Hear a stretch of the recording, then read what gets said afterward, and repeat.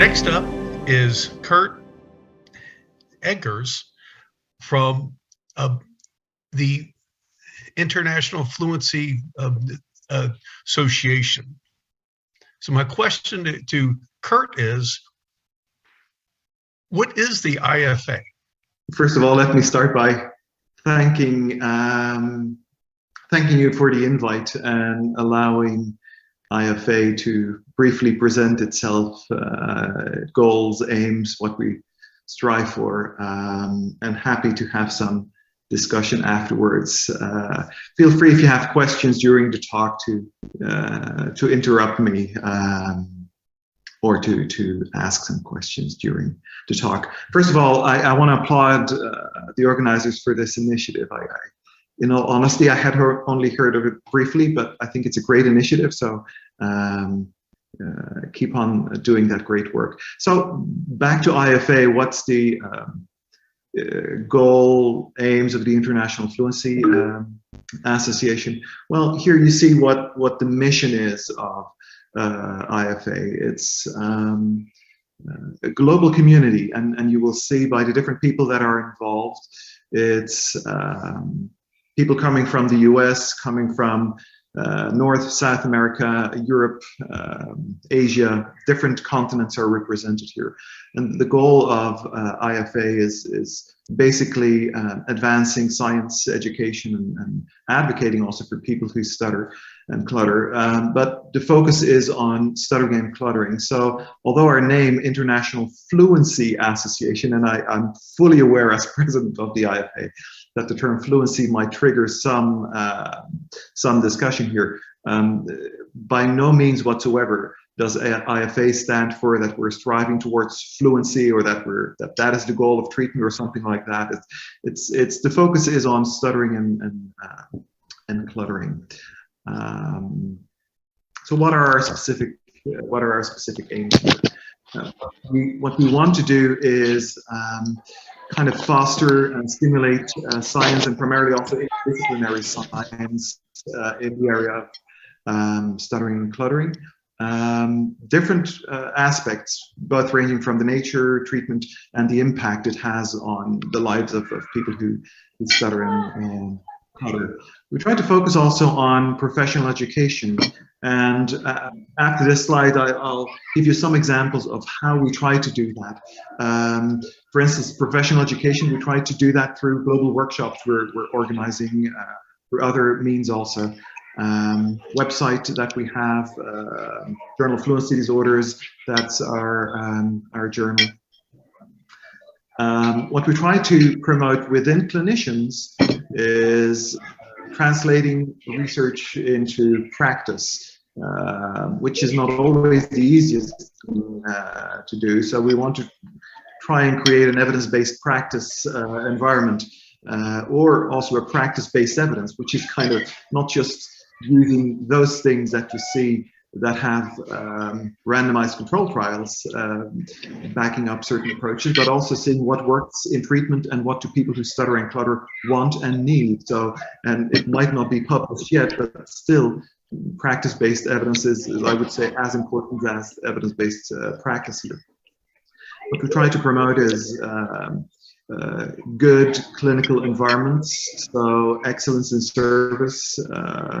And again, in a couple of minutes, I'll explain how we try to do this, and also support advocacy for stuttering and for people who stutter and clutter. If these are our aims, the question might be, well, how do you achieve that? And the aims are achieved through different steps here. So the first one is, what we try to do is create a community of researchers, clinicians, and fluency specialists. One example, for instance, the research and publication committee has a specific subgroup for young researchers. So young researchers in the area of stuttering, cluttering, they can become part of a larger global network where they can exchange questions, findings, things that they're uncertain about. So that's one thing that has started in the last couple of years. What we also try to do is create some dialogue or facilitate dialogue among or within our community. How we try to do that? Different ways. So we are organizing a Congress, World Congress, every 3 years. And it's actually coming up in a couple of weeks in Montreal.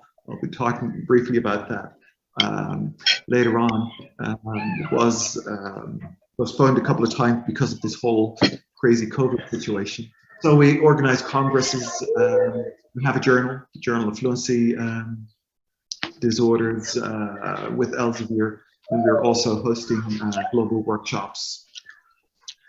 With regards to recognizing excellence, so what we do is we ask our members basically to nominate people who, who are excellent on the level of research, in the area of clinical practice, in the area of teaching, and during our congresses we recognize their excellence through giving awards to them.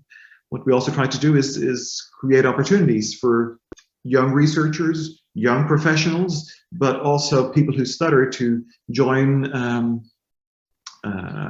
our conferences, to collaborate.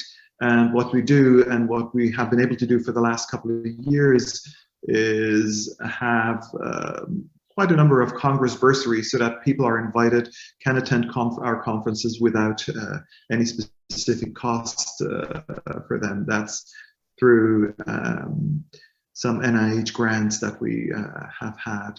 And what we try to do is also provide professional expertise to the lay public or the broader public about what is stuttering, what can you do, etc. Who are we? Because I'm talking here, I'm not IFA. I'm just one small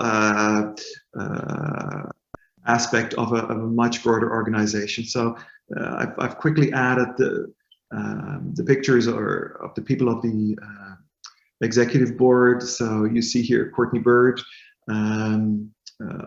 University of Texas at Austin, Elaine Kelman from London, Michael Palin Center, Shelley Jo Kraft from Wayne State University, Nan Ratner, who was past president, and Jean Sawyer from Illinois State University, and Shelley Brundage from Washington State University. So Shelley is our members representative. Courtney Bird is the president-elect. Elaine is secretary, and Shelley Jo is the finance officer of our of IFA.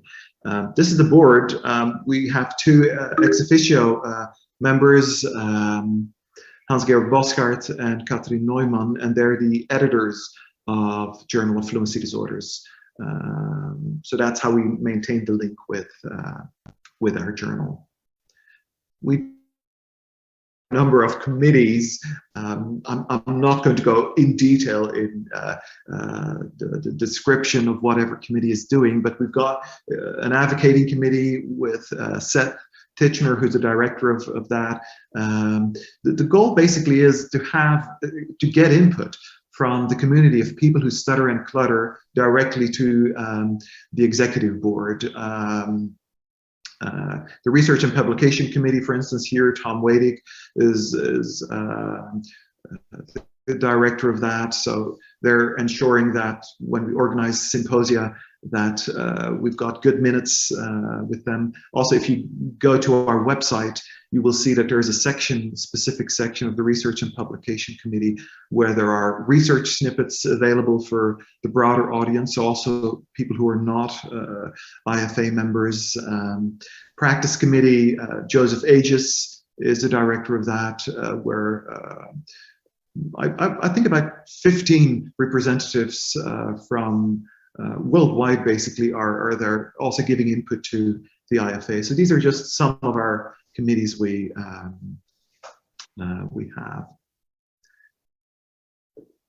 Interested in knowing more about the International Fluency Association, this is our website, so difa.org, and you end up at our website. If you want to become a member, click on membership. If you want to know more about the global workshops, well, you have these different sections, quite straightforward, but you have some more information about what we're basically doing as an organization. I mentioned earlier on, our journal is the Journal of Fluency Disorders with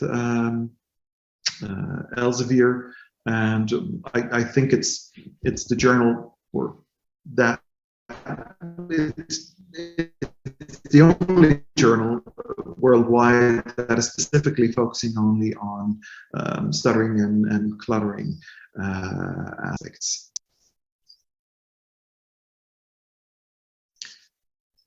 Yeah, let me take a minute or two, if I may, to talk about the future or upcoming conference we have, which is in Montreal in basically a couple of weeks, right? So 2-3 weeks, May 27th to May 30th in Montreal. This is the website. As I said, it's a conference we host every 3 years. Now it's been a bit longer because we weren't able to do it because of COVID. We'll have a conference this year in 2022, but the next conference will be in 2024, so it'll be a bit faster because we want to stick to the original scheme of conferences. So this one's taking place at Montreal. I think I also added some, yeah, here it is, some of the keynote speakers. So of course, this is just, these are just 4 lectures that will take place, but there'll be much more lectures during that conference. So one of the keynotes is, I think most of you will know Ed Contour, Pascal Van Lieshout, and Suen Chang about their work and global work that has been done on the area of neurological, emotional, and motor perspectives in stuttering. We have Rutger Wilhelm and Kathleen Scaler-Scott on specifics of cluttering. We have Jose Piranyan on overcoming stuttering through the lens of inclusion and resilience. And then we have 3 colleagues, Dina Lillian, Dieudonné, and Rodney, on how they've been working or doing training and outreach in Africa. These are just 4 lectures. I think in total we have almost 100 lectures, posters, presentations scheduled during that day. Finger to you, if what can IFA do for you? What can you do for IFA? Question mark. Well, I would say if you're interested in becoming a member or interested in becoming active within our organization, and we're always looking for people who want to well, contribute some of their time towards an organization, because I heard also Jürgen, the previous presenter, say, well, we're doing it in our free time. I think with many organizations also, this IFA organization is staying alive because the efforts of so many people that they're doing in their free time. So if you're interested in becoming a member or becoming active, feel free to look at our website, and you can say why you're interested, where you want to join, what you want to do within our organization. If you want to collaborate as another organization with our organization, if you're interested in hosting a global workshop, because I do believe we need to make a bit more promotion about these global workshops, is IFA is willing and paying for workshops to be hosted primarily in underserved countries. So Eastern Europe, Africa, if you say, hey, we want to set up a workshop here for SLPs or for teachers, giving them more information about stuttering, what can they do? IFA is willing to organize and also to pay for that. So feel free to reach out to me when you have questions about that. Interested in attending the World Congress? The timeline is a bit close, perhaps, right? Because it's already in 2-3 weeks, Montreal. but you can still register. So if you're interested, do so. That's basically, I think, the talk I wanted to give. Oh, double. Here, I want to thank the organizers of StutterFEst again for, on one hand, inviting us to give this talk here. It's a long day. I looked at the program. It'll be interesting for those people who are attending the full day or the full 24 hours. I'm quite sure that I'll join later on too. So if you have questions, feel free to reach out to me.